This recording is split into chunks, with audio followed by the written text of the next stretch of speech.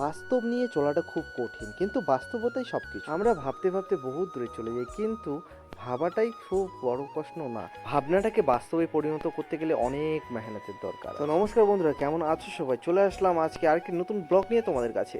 তো আজকে চলে এলাম একটি নতুন জায়গায় একটি ফ্যান লাগাতে। অরিয়েন কোম্পানির ফ্যানটি খুবই ভালো, হ্যাঁ সত্যি বলতে গেলে। কিন্তু এখানে ফ্যানটি আমাকে সেটিং করতে হবে একদম পারফেক্ট ভাবে। ফ্যান লাগানোর সময় কোনো একটু ভুলও চলবে না, কারণ ছোট্ট একটি ভুলের জন্য একটি দুর্ঘটনা করতে পারে। তো আমরা কি করব, প্রচুর হারে টাইট করব, আর ফ্যানটির সঙ্গে চেরাপিন যেটা বলে সেটাকে লাগাই দেবো। আর সেটি লাগাই দিলে একদম পারফেক্টভাবে ফ্যানটি সেটিং হয়ে যাবে। আর ফ্যানটি সেটিং করার পরে আমরা চালিয়ে অবশ্যই দেখব।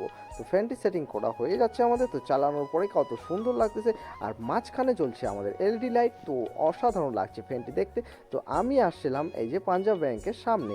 পাঞ্জাব ব্যাংকের সামনে এখানেই একটি কাজ ছিল। কম বেশি বাতাবাড়ি এরিয়ায় সব জায়গায় আমি কাজ করতে থাকি।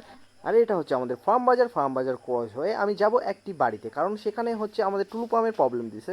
তো টুলু পাম্পে আইসে দেখি আমি ক্যাপাসিটার চলছে না, ক্যাপাসিটার একদম বাস্ট হয়ে গেছে। তো নতুন ক্যাপাসিটার আমি নিয়ে আসছিলাম, সেটিকে আমি এখন লাগাই দেখব।